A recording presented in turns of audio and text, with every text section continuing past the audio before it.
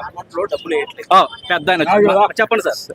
రాండి వెళ్ళు రావాలి సార్. ఇప్పుడు సూపర్ 6 అని పెట్టారు, కానీ అది లేడీకి రిలేటెడ్ అకౌంట్ ఏదైనా ఉంటే దాని రిలేటెడ్ ఆధార్ మీద ఏమన్నా ప్రాపర్టీ ఉంటే ఇవ్వరంట.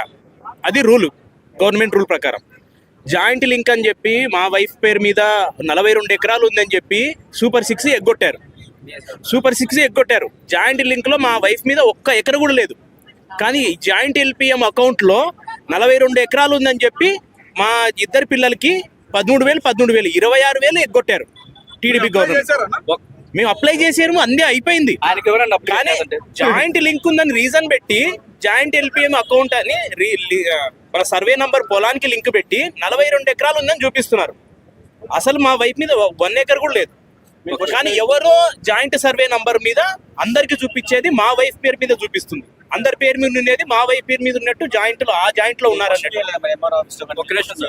నేను సచివాలయం చెప్తాను సార్. దేంట్లో అయినా ఏ గవర్నమెంట్ అయినా తప్పు ఒప్పు జరిగింది మాన్యువల్ గా, కాబట్టి తప్పులు జరుగుతాయి.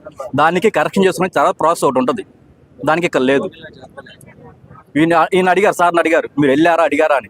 మీరు అడిగారు సార్, మీరు అడిగారు సార్. సచివాలయం వెళ్ళి గ్రీవెన్స్ అప్లై చేశాం సార్. దాంట్లో రిజల్ట్ ఏమీ లేదు అసలు.